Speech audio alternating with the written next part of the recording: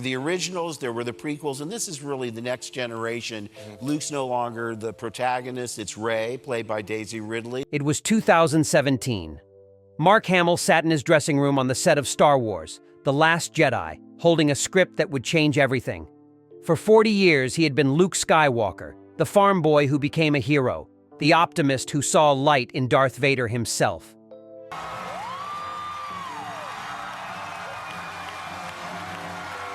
But this script showed him something different.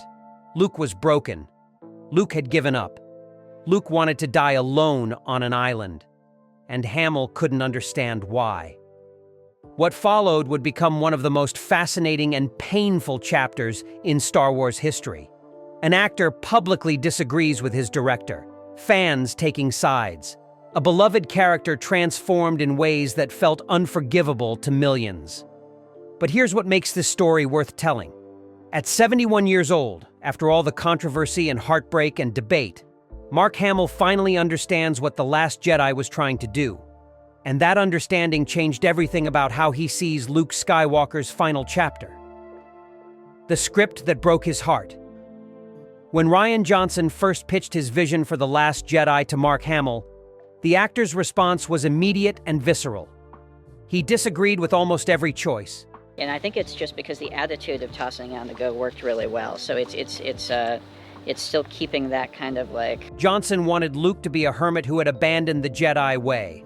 A man so broken by failure that he refused to help his own sister when the galaxy needed him most. For Hamill, this wasn't just a creative difference.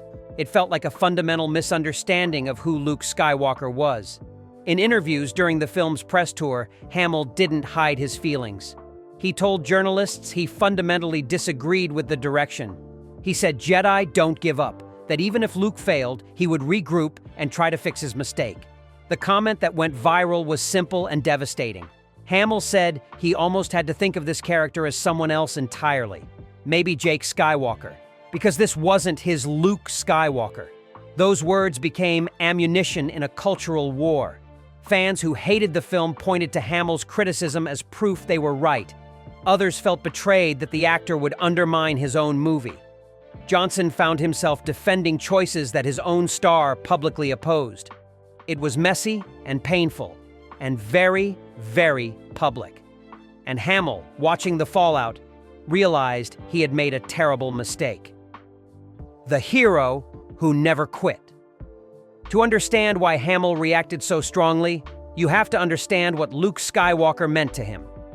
When I got to the scene, I hope everyone's seen it, but when the lightsaber jiggles in the forest and flies out of the snow. For 40 years, Luke had been defined by one quality above all others: hope. When Obi-Wan told him Vader was irredeemable, Luke refused to believe it. When the Emperor tortured him, Luke wouldn't fight back. When everyone said the mission was impossible, Luke found a way. He was the character who saw light in the darkest places and never stopped believing. Hamill had lived inside that optimism for decades. He knew Luke's psychology intimately. He understood that Luke had watched entire planets destroyed, had seen his mentor die, had lost his hand to his own father. And through all of that, Luke doubled down. He became more committed to the Jedi way, not less. So when Johnson's script showed Luke giving up after Ben Solo's betrayal, Hamill couldn't reconcile it. He kept telling Johnson the same thing. If anything, this tragedy would make Luke fight harder. The problem was deeper than plot. Hamill believed he knew this character better than anyone.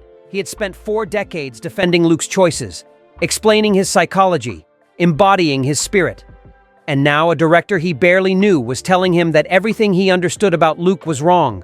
That in his old age, faced with failure, Luke would choose exile over action, despair over hope, death over redemption. It felt like Johnson was asking him to betray the character who had defined his entire life. The backstory that almost was. What most fans don't know is that Hamill created his own explanation for Luke's transformation. Because the script just said that Ben Solo turned evil and Luke blamed himself.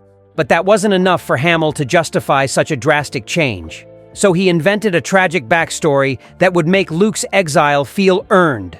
Have these moments of self-awareness where you're standing in the cockpit waiting between. In recent interviews promoting the life of Chuck, Hamill finally shared what he pitched to Johnson. In Hamill's version, Luke fell in love with a woman and left the Jedi Order for her. They had a child together. One day, that child, still a toddler, found Luke's unattended lightsaber. The child pushed the button and died instantly. The wife, consumed by grief, killed herself. Hamill thought this tragedy, this unimaginable horror, could justify Luke giving up on everything he believed in, because he had heard real stories like this. Children finding unattended guns and dying. The darkness of that reality resonated with him deeply, but Johnson didn't use it. There wasn't time for that kind of backstory. The movie needed to move forward, not dwell in tragedy. So Luke's exile remained what it was in the script, a response to failure. A man who tried to kill his sleeping nephew and then ran away when that nephew became a monster. For Hamill, it still didn't justify Luke's actions, but he made a professional choice. He told Johnson that despite disagreeing with these decisions, he would do everything in his power to make the screenplay work. And he did. The public regret. Just days after The Last Jedi opened in theaters, Hamill took to Twitter with a message that stunned everyone. He regretted voicing his doubts and insecurities in public. He acknowledged that creative differences are normal in filmmaking but usually remain private. He praised Johnson as a gifted director and called The Last Jedi an all-time great movie. Let's let the memories suffice. And I said, you know what? My out is that Harrison's never going to do this. The hashtag he used said it all. Humbled Hamill. But the damage was done. His earlier comments had already been weaponized by fans who wanted validation for their hatred of the film. Every interview where Hamill expressed disagreement became evidence. Every moment of hesitation became proof. The discourse around The Last Jedi turned toxic in ways that shocked even seasoned Star Wars fans. And Hamill found himself caught in the middle, blamed by both sides for fueling a fire he never intended to start. In hindsight, Hamill has been clear about what went wrong. He thought he was having a private, creative conversation with a director. He didn't realize that every word he said in interviews would be scrutinized and amplified. He didn't understand that admitting disagreement would be seen as betrayal. And most importantly, he didn't anticipate how much his opinion would matter to people who were already angry about the film's choices. He became a symbol when all he wanted was to be honest about his process. The director. He came to respect. Over the years since The Last Jedi's release, one thing has remained consistent in Hamill's comments. You have definitely got the best role in this film, haven't you? You think? Top that entrance. His respect for Rian Johnson never wavered. Even when expressing disagreement with Luke's arc, Hamill has always emphasized that Johnson is one of the most gifted directors he has ever worked with. That he was amiable, fun on set, smart, that he made a great movie. The staging of the final confrontation between Luke and Kylo Ren, Hamill says, was brilliantly executed. This is the part that often gets lost in the narrative. Hamill's disagreement wasn't personal. It wasn't about Johnson's skill as a filmmaker. It was specifically about one character choice in one film. But because that character was Luke Skywalker, and because Hamill had played him for so long, the disagreement felt monumental. It became a story about an actor hating his director's vision when the reality was far more nuanced. Hamill has spent years trying to clarify this point. In a 2025 interview on the Bullseye with Jesse Thorne podcast, he explicitly stated that he wanted to clear up the misconception. He and Johnson don't have beef. They never did.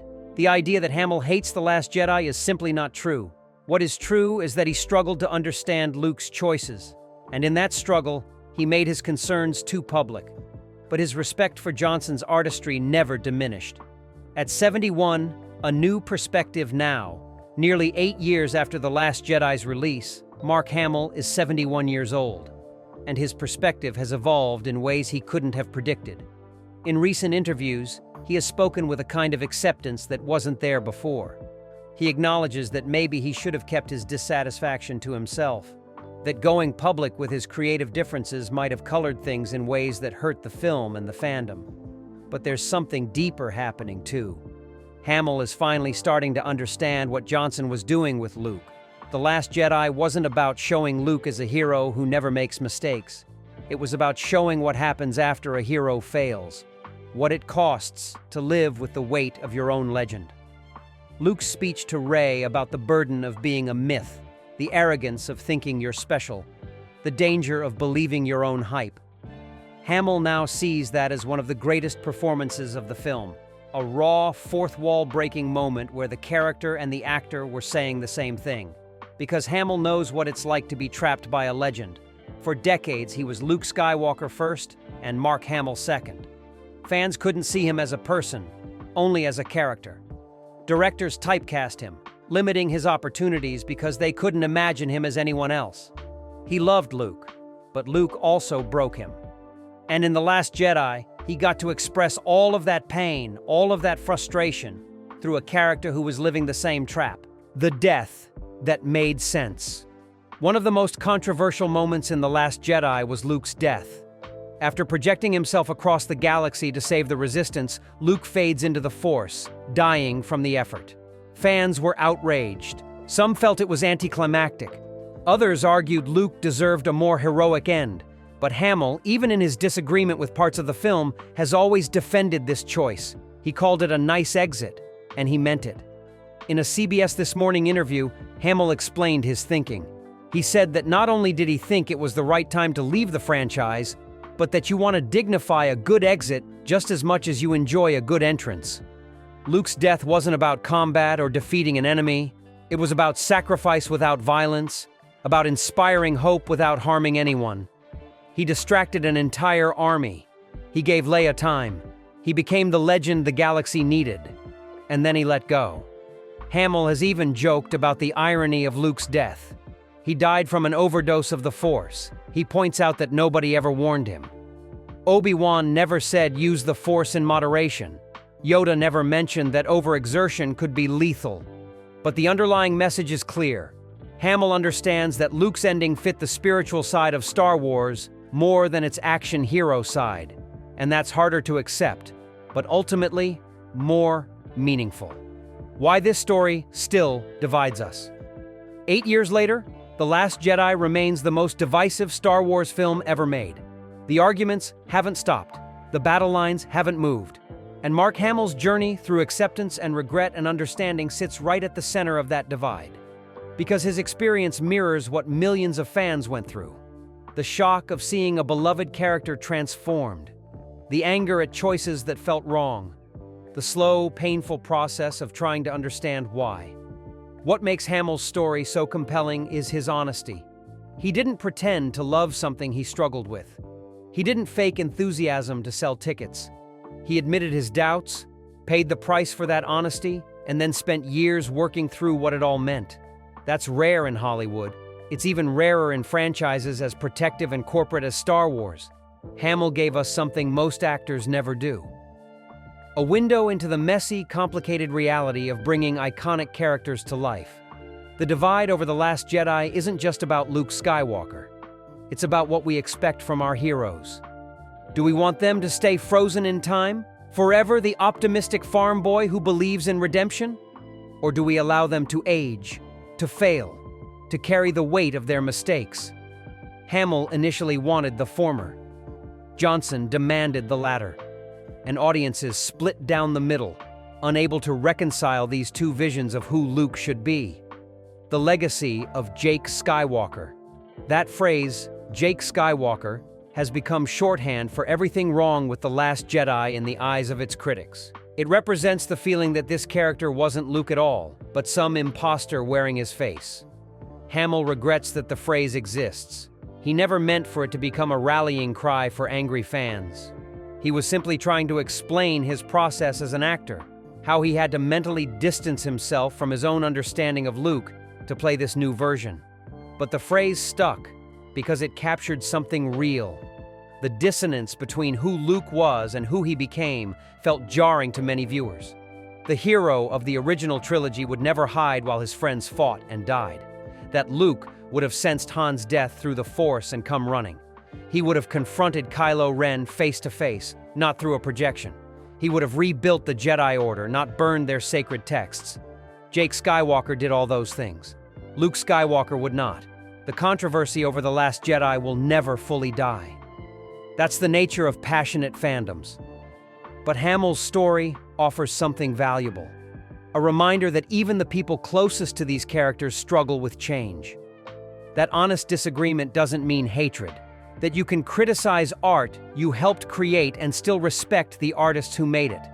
And that sometimes the most heroic thing you can do is admit you were wrong, or at least that your perspective was incomplete. If you enjoyed this deep dive into one of the most fascinating actor-character relationships in cinema history, and want to explore more untold stories from the worlds of sci-fi, fantasy, and beyond, make sure you hit that subscribe button. We're uncovering the secrets, the emotions, and the truths behind Hollywood's most iconic moments every single week. Thanks for watching, and may the Force be with you.